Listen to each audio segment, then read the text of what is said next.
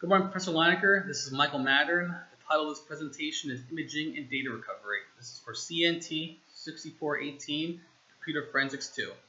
I chose this topic over the others. I felt we've been doing a lot of Linux work lately, and I felt if I gave a presentation on the Linux file systems, a lot of it would be basically just regurgitation of what you've said in your past two lectures.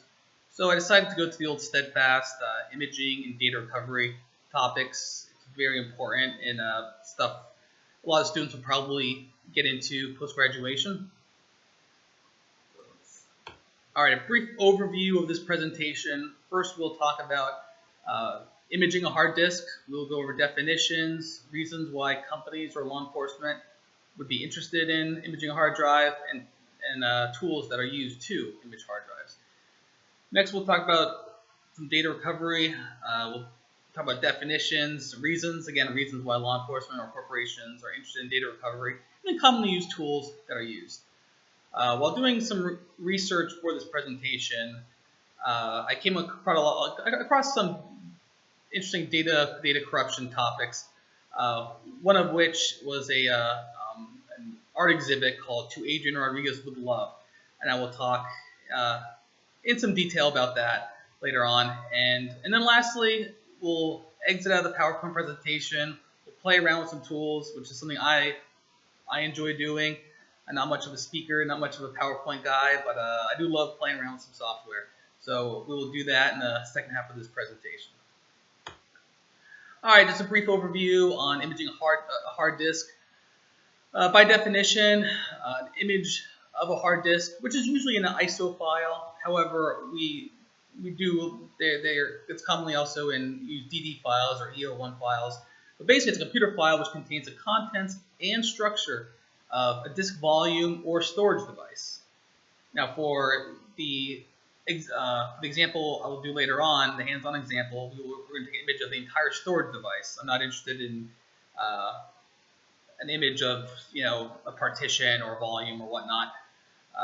But basically, it's a sector-by-sector copy of the medium that you're taking the image of. So in this case, it'll be a USB drive.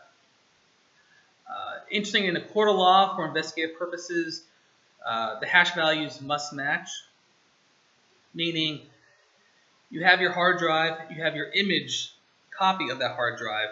To prove that they are the exact same thing, bit by bit, by sector, hash values are generated, and they must match. So the hash values on the hard drive must match, or the hard disk must match the values of the hard disk image. Reasons, plenty of reasons. Obviously law enforcement investigations, as opposed to conducting a live analysis on a computer, which is done too.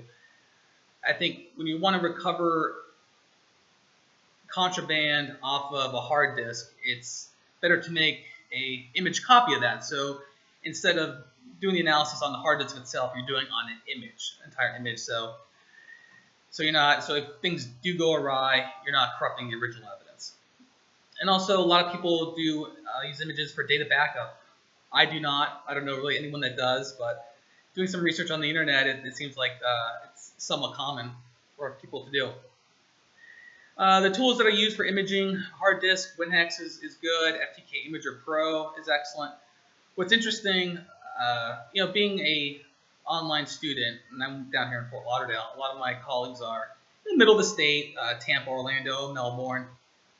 I don't feel like I have a good camaraderie with them. However, beginning of the semester, a bunch of us got together and we decided to contact Xways to see if we can buy a copy of the WinHex Specialist Edition. And the price was $300. However, we thought if a bunch of us got together, went to Xways, they would give us a deal, and they did. They actually gave us a very good price on the WinHex Specialist Edition. So while open source software is good, WinHex Specialist is actually an excellent program to use. All right, and subsequently we'll go over data recovery. Now, by definition, data recovery is just a process of retrieving deleted, corrupted, damaged, formatted data from a hard disk or a hard disk image.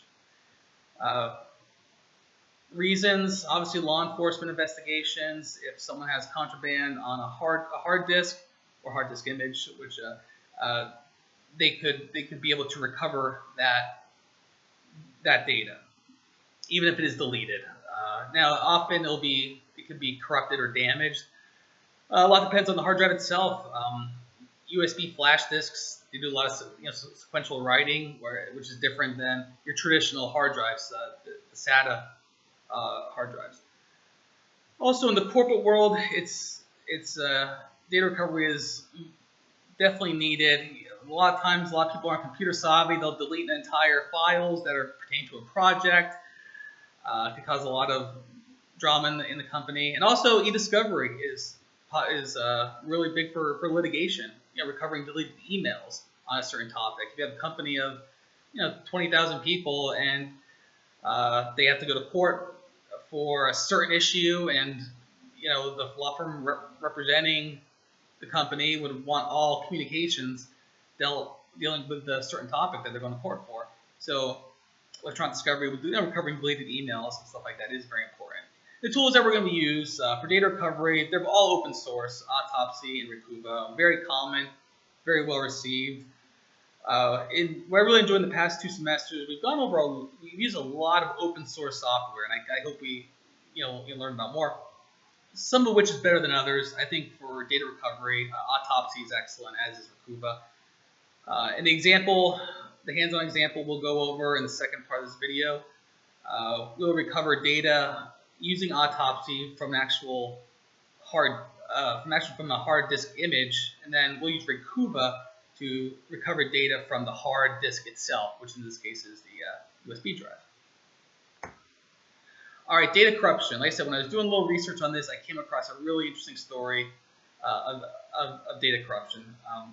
The short of it is, the professional photographer Melanie Wilhide had her laptop stolen out of her car in Pasadena, California. Later, the police were able to recover the stolen laptop. They didn't get into how much detail. Maybe it was they found it in a search warrant or whatnot. But they were able to recover her stolen laptop. When she got her laptop back, it looked like the thief attempted to erase all the data on the laptop. And lucky for her, it wasn't a forensic wipe. You can tell the guy just probably copied, deleted, emptied recycling bin, and thought it was done. But luckily for her, and also most of the photographers were corrupt, but she was able to recover most of them. Some were partially overwritten, some were badly corrupted. Like I said, when life gives you lemon, make lemonades. She was able to have a very successful art exhibit out of it. In the next few pictures, we'll go over some of these pictures, photographs. Now, doing the research on this, she said that this is exactly how the image came out when she tried to recover it. Some of them might be doctored a little bit to kind of give it an artistic slant on it, but I think some of these pictures are really interesting. In my example, when I'm going to recover corrupted data, it doesn't look nearly as cool as this. Usually just cuts it off right in the middle. And of course, I'm just giving you the PG-13 pictures here. There are definitely some more risque ones. But again, very cool stuff. Very interesting. I can tell from watching your videos, you're definitely into music, into culture, and stuff like that, which is really good.